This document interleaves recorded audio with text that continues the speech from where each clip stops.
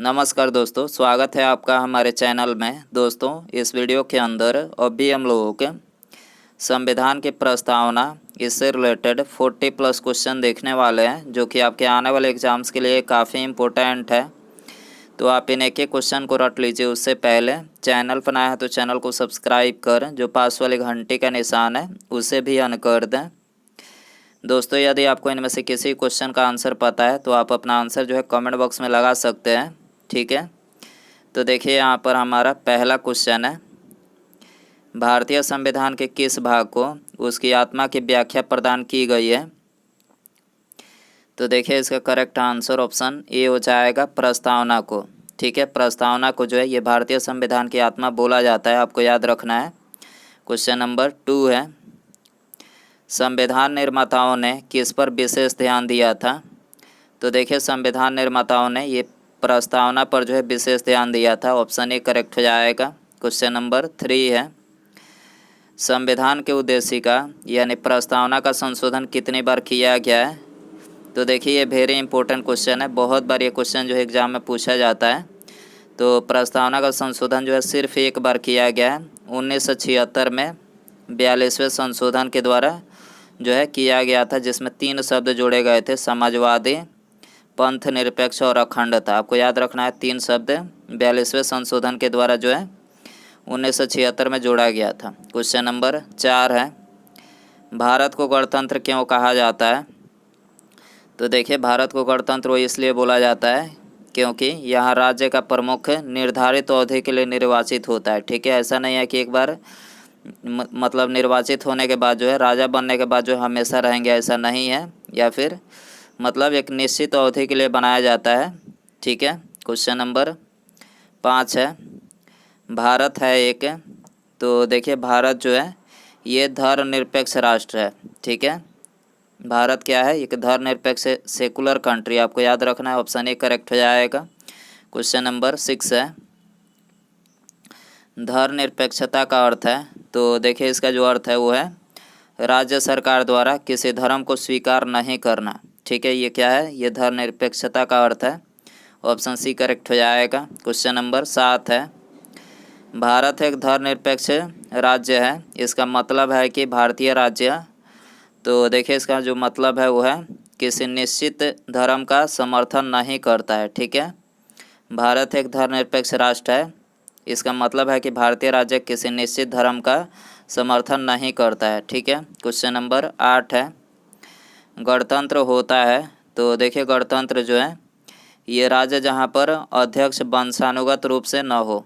ठीक है, मतलब ऐसा नहीं है कि पिता राजा है तो पुत्र भी राजा होगा, ऐसा नहीं है। काबिलियत की वजह से यहाँ पर जो है मतलब निर्वाचित किए जाते हैं। ठीक है, ऐसा नहीं है कि वंशानुगत क्रम से पिता राजा है तो उसका पुत्र भी राजा होगा, उसके बाद उसका पुत्र भी, ऐसा नहीं है।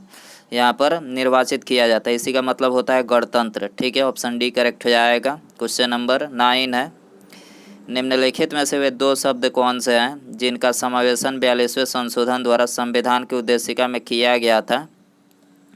तो देखिए, ये 2 शब्द हैं, समाजवादी और धर्मनिरपेक्ष। आपको याद रखना है, 42वें संशोधन के द्वारा उद्देशिका में जो है मतलब संशोधन किया गया था। ठीक है, क्वेश्चन नंबर 10 है, भारतीय संविधान की प्रस्तावना में भारत को किस रूप में घोषित किया गया है। तो भारतीय संविधान की प्रस्तावना में भारत को एक प्रभुत्व संपन्न, समाजवादी, धर्मनिरपेक्ष और प्रजातांत्रिक गणराज्य के रूप में घोषित किया गया है। क्वेश्चन नंबर 11 है, भारत एक गणतंत्र है, इसका अर्थ है। तो देखिए, ये तो बता ही चुके हैं कि भारत में वंशानुगत शासक नहीं है। ठीक है, ऑप्शन सी करेक्ट हो जाएगा। क्वेश्चन नंबर 12 है, निम्नलिखित में से कौन सा शब्द भारत के संविधान की उद्देशिका में नहीं है। तो भारत के संविधान की उद्देशिका में जो है समाजवादी, पंथ निरपेक्ष और प्रभुत्व संपन्न, ठीक है, ये तीनों है, और लोक कल्याण जो है उद्देशिका में नहीं है। ठीक है, तो ऑप्शन डी करेक्ट हो जाएगा। उद्देशिका मतलब प्रस्तावना। ठीक है, प्रस्तावना में लोक कल्याण नहीं है। क्वेश्चन नंबर 13 है, कल्याणकारी राज्य का उद्देश्य है। तो देखिए, इसका जो उद्देश्य है वो है कमज़ोर वर्गों के कल्याण का प्रबंध करना। ठीक है, कल्याणकारी राज्य का उद्देश्य क्या है, कमज़ोर वर्गों के कल्याण का प्रबंध करना। ठीक है, क्वेश्चन नंबर 14 है, भारत को एक गणराज्य मुख्य रूप से माना जाता है क्योंकि, तो देखिए वो इसलिए माना जाता है क्योंकि राज्याध्यक्ष का चुनाव होता है। ठीक है, यहाँ पर क्या होता है, चुनाव होता है और जनता के द्वारा चुना जाता है, आपको याद रखना है। तो यहाँ पर गणराज्य इसलिए बोला जाता है भारत को। तो ऑप्शन ए करेक्ट हो जाएगा। क्वेश्चन नंबर 15 है, भारतीय संविधान की प्रस्तावना के सिलसिले में निम्नलिखित में से कौन सा क्रम सही है। तो प्रस्तावना के सिलसिले में आपको बताना है, तो यहाँ पर ऑप्शन डी करेक्ट हो जाएगा। सार्वभौम सत्ता संपन्न, समाजवादी, धर्मनिरपेक्ष और जनवादी गणतंत्र। ठीक है, ये प्रस्तावना के सिलसिले में करेक्ट है। क्वेश्चन नंबर 16 है, संविधान के प्रस्तावना में प्रयुक्त शब्द सेकुलर का अर्थ है। तो देखिए सेकुलर का अर्थ जो है ऑप्शन ए करेक्ट हो जाएगा। सभी नागरिकों को धर्म एवं उपासना की स्वतंत्रता। ठीक है, सभी नागरिकों को धर्म एवं उपासना की स्वतंत्रता जो है, मतलब ये सेकुलर का अर्थ है। क्वेश्चन नंबर 17 है, शब्द धर्मनिरपेक्ष यानी सेकुलर भारत के संविधान की प्रस्तावना में जोड़ा गया था, इसके विषय में निम्नलिखित में से कौन सा कथन सही है। तो देखिए सेकुलर शब्द जो है प्रस्तावना में जोड़ा गया था, इसके बारे में आपको बताना है कौन सा कथन सत्य है। तो यह 1976 में जोड़ा गया था, ये करेक्ट है। ठीक है, 44वें संशोधन के द्वारा जोड़ा गया था, तो ये गलत है क्योंकि ये धर्मनिरपेक्ष जो है 42वें संशोधन के द्वारा जोड़ा गया था। तो आपको याद रखना है, ये करेक्ट है। और यह मूल प्रस्तावना में था, तो ये मूल प्रस्तावना में नहीं था। तो यहाँ पर 1 और 3 जो है करेक्ट हो जाएगा। तो यहाँ पर ऑप्शन बी में दिया गया है 1 और 3। ठीक है, आपको याद रखना है। क्वेश्चन नंबर 18 है, भारतीय संविधान की प्रस्तावना में लिखित हम भारत के लोग we the people of India से क्या अर्थ निकलता है। तो देखिए इससे जो अर्थ निकलता है वो निकलता है संविधान का निर्माण भारत की जनता द्वारा हुआ है। ठीक है, संविधान का जो निर्माण हुआ है किसके द्वारा, भारत की जनता के द्वारा। ठीक है, क्वेश्चन नंबर 19 है, समाजवाद का अर्थ है। तो समाजवाद का अर्थ है सामाजिक न्याय। ठीक है, सामाजिक न्याय समाजवाद का अर्थ है, ऑप्शन सी करेक्ट हो जाएगा। क्वेश्चन नंबर 20 है, भारतीय संविधान में समवर्ती सूची किसके संविधान से ली गई है। वेरी इंपॉर्टेंट क्वेश्चन है ये। तो ऑस्ट्रेलिया के संविधान से जो है भारतीय संविधान में समवर्ती सूची लिया गया है। क्वेश्चन नंबर 21 है, भारतीय संविधान की आत्मा किसे कहा जाता है। तो देखिए ये तो बता ही चुके हैं कि भारतीय संविधान की आत्मा प्रस्तावना को बोला जाता है, ऑप्शन ए करेक्ट हो जाएगा। क्वेश्चन नंबर 22 है, भारत में लौकिक सार्वभौमिकता है क्योंकि संविधान की प्रस्तावना प्रारंभ होती है। तो देखिए संविधान की प्रस्तावना हम भारत के लोग शब्दों से प्रारंभ होती है। ठीक है, ऑप्शन ए करेक्ट हो जाएगा। क्वेश्चन नंबर 23 है, भारतीय संविधान की प्रस्तावना पर किस क्रांति का प्रभाव नहीं झलकता है। तो देखिए प्रस्तावना पर जो है फ्रांसीसी क्रांति 1789 ये झलकता है, अमेरिकी क्रांति 1776 ये भी झलकता है, और बोल्शेविक क्रांति 1917 ये तीनों झलकता है, और चीनी क्रांति जो है भारतीय संविधान के प्रस्तावना पर जो है नहीं झलकता है। ठीक है, तो ऑप्शन डी करेक्ट हो जाएगा। क्वेश्चन नंबर 24 है, मूल भारतीय संविधान के अनुसार भारत एक है। तो भारत एक क्या है, मूल भारतीय संविधान के अनुसार तो भारत जो है ये प्रभुत्व संपन्न लोकतंत्रात्मक गणराज्य है। ठीक है, आपको याद रखना है, प्रभुत्व संपन्न लोकतंत्रात्मक गणराज्य है मूल भारतीय संविधान के अनुसार भारत। ठीक है, तो ऑप्शन ए करेक्ट हो जाएगा। क्वेश्चन नंबर 25 है, संविधान के अंतर्गत भारतीय लोकतंत्र के आदर्शों को हम कहाँ देख सकते हैं। तो ये हम प्रस्तावना में देख सकते हैं। ठीक है, ऑप्शन बी करेक्ट हो जाएगा। क्वेश्चन नंबर 26 है, 42वें संविधान संशोधन अधिनियम 1976 द्वारा प्रस्तावना में किस शब्द को नहीं जोड़ा गया। तो यहाँ पर जो है 4 शब्द दिया गया, आपको इसमें बताना है कि 42वें संशोधन अधिनियम 1976 के द्वारा इनमें से कौन सा शब्द नहीं जोड़ा गया था। तो इनमें से गुट निरपेक्ष जो है ये शब्द नहीं जोड़ा गया था, बाकी तीनों धर्म निरपेक्ष, समाजवादी, एकता और अखंडता ये तीनों शब्द जोड़ा गया था। ठीक है, क्वेश्चन नंबर 27 है, भारतीय संविधान की प्रस्तावना के बारे में कौन सा कथन सही है। तो प्रस्तावना के बारे में यहाँ पर दूसरा कथन सही है, उक्त शब्द 1976 में संशोधन द्वारा जोड़ा गया। ठीक है, प्रस्तावना में मतलब जो है 1976 द्वारा जोड़ा गया था, आपको याद रखना है। क्वेश्चन नंबर 28 है, भारतीय संविधान ने किस प्रकार के लोकतंत्र को अपनाया है? तो भारतीय संविधान लोकतांत्रिक गणराज्य को जो है अपनाया है। ठीक है, ऑप्शन डी करेक्ट हो जाएगा। क्वेश्चन नंबर 29 है, भारतीय संविधान के प्रस्तावना में वर्णित लोकतंत्र को किस रूप में स्वीकार किया गया है? तो ये उपयुक्त सभी, ठीक है, यहाँ पर करेक्ट हो जाएगा, उपयुक्त सभी रूपों में जो है स्वीकार किया गया है। राजनीतिक राजतंत्र, आर्थिक लोकतंत्र और सामाजिक राजतंत्र, तीनों रूपों में स्वीकार किया गया है। क्वेश्चन नंबर 30 है, भारतीय संविधान की प्रस्तावना के अनुसार भारत के शासन की सर्वोच्च सत्ता किसमें निहित है? भारतीय संविधान की प्रस्तावना के अनुसार भारत के शासन की सर्वोच्च सत्ता किसमें निहित है? तो ये जनता में निहित है। ऑप्शन ए करेक्ट हो जाएगा।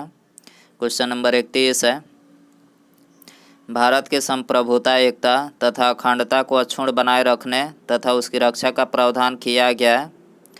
तो किस में किया गया? प्रस्तावना में किया गया। ठीक है, ऑप्शन ए करेक्ट हो जाएगा। क्वेश्चन नंबर 32 है, भारतीय संविधान की प्रस्तावना में जिन आदर्शों एवं उद्देश्यों की रूपरेखा दी गई है उनकी आगे व्याख्या की गई है। तो उनकी आगे व्याख्या किस में की गई है? तो ये की गई है मूल अधिकार, राज्य के नीति निर्देशक सिद्धांतों तथा मूल कर्तव्यों में जो है इसकी मतलब व्याख्या की गई है। ठीक है, ऑप्शन सी करेक्ट हो जाएगा। क्वेश्चन नंबर 33 है, संविधान सभा में प्रयुक्त उद्देश्य प्रस्ताव में अभिव्यक्ति विचार को भारतीय संविधान के किस भाग में पूर्णतः शामिल किया गया है? संविधान सभा में प्रयुक्त उद्देश्य प्रस्ताव में अभिव्यक्ति विचार को भारतीय संविधान के किस भाग में पूर्णतः शामिल किया गया है? तो ये प्रस्तावना में शामिल किया गया है। ठीक है, ऑप्शन ए करेक्ट हो जाएगा। क्वेश्चन नंबर 34 है, भारतीय संविधान की प्रस्तावना से क्या स्पष्ट नहीं होता है? तो ये संविधान को लागू करने की तिथि। ठीक है, प्रस्तावना से ये स्पष्ट नहीं होता है संविधान को लागू करने की तिथि। ठीक है, क्वेश्चन नंबर 35 है, निम्नलिखित में से किन उद्देश्यों को भारतीय संविधान उद्घोषित नहीं करता है? तो देखिए इसका करेक्ट आंसर ऑप्शन डी हो जाएगा, अंतर्राष्ट्रीय शांति और सुरक्षा की अभिवृद्धि। इसको जो है मतलब ये इन उद्देश्यों को जो है ये भारतीय संविधान उद्घोषित नहीं करता है। ठीक है, क्वेश्चन नंबर 36 है, भारतीय संविधान की प्रस्तावना में देश का कौन सा नाम उल्लेखित है? तो भारतीय संविधान के प्रस्तावना में जो है देश को भारत और इंडिया नाम जो है दिया गया। आपको याद रखना है, भारत और इंडिया। ऑप्शन सी करेक्ट हो जाएगा। क्वेश्चन नंबर 37 है, भारतीय संविधान किसके द्वारा स्वीकृत है? तो भारतीय संविधान जो है ये भारत की जनता के द्वारा स्वीकृत है। ऑप्शन डी करेक्ट हो जाएगा। क्वेश्चन नंबर 38 है, भारत की संप्रभुता किस में निहित है? भारत की संप्रभुता किस में निहित है? तो भारत की जनता में निहित है। ऑप्शन डी करेक्ट हो जाएगा। क्वेश्चन नंबर 39 है, भारतीय संविधान को संविधान सभा द्वारा अंगीकृत किया गया। तो कब किया गया था? तो ये किया गया था 26 नवंबर 1949 को। आपको याद रखना है, 26 नवंबर 1949 को अंगीकृत किया गया था। भारत का संविधान पूर्ण रूप से तैयार हुआ, सेम क्वेश्चन है, पूछने का तरीका बदल दिया गया है। तो भारत का संविधान पूर्ण रूप से कब तैयार किया गया? तो ये 26 नवंबर 1949 को जो है तैयार किया गया। ठीक है, और लागू कब किया गया था? अंतिम रूप से लागू जो है 26 जनवरी 1950 को लागू किया गया। ठीक है, तो यहाँ पर पूर्ण रूप से तैयार कब हुआ? 26 नवंबर 1949 को। क्वेश्चन नंबर 41 है, निम्नलिखित में से किस तिथि को भारतीय संविधान लागू किया गया? तो देखिए ये तो हमने अभी बताया कि मतलब भारतीय संविधान लागू कब किया गया? 26 जनवरी 1950 को। आपको याद रखना है 26 जनवरी 1950 को। ठीक है, और मतलब पारित कब हुआ था, मतलब बनकर तैयार कब हुआ था? तो 26 नवंबर 1949 को बनकर तैयार हुआ था। ठीक है, और लागू जो है 26 जनवरी 1950 को हुआ था। ठीक है, तो ऑप्शन ए करेक्ट हो जाएगा। क्वेश्चन नंबर 42 है, किस वर्ष भारत एक प्रभुत्व संपन्न प्रजातांत्रिक गणराज्य बना?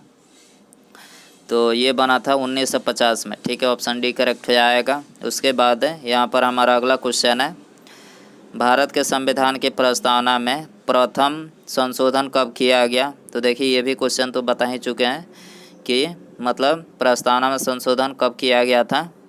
तो ये 1976 में किया गया था 42वें संशोधन के द्वारा, ठीक है। आपको याद रखना है, सी करेक्ट हो जाएगा। तो दोस्तों ये थे प्रस्तावना से रिलेटेड 40+ क्वेश्चन। आई होप कि ये वीडियो पसंद आया रहेगा दोस्तों। यदि मतलब इसमें से आपने कितने क्वेश्चन जो है करेक्ट किए हैं, अपना स्कोर जो है कमेंट बॉक्स में ज़रूर बताएं, ठीक है। आई होप कि ये वीडियो पसंद आया रहेगा। पसंद आया तो वीडियो को लाइक करें, चैनल पर नया है तो चैनल को सब्सक्राइब करके बेल आइकन जरूर ऑन कर दें। मिलते हैं अगले वीडियो में। Thanks for watching.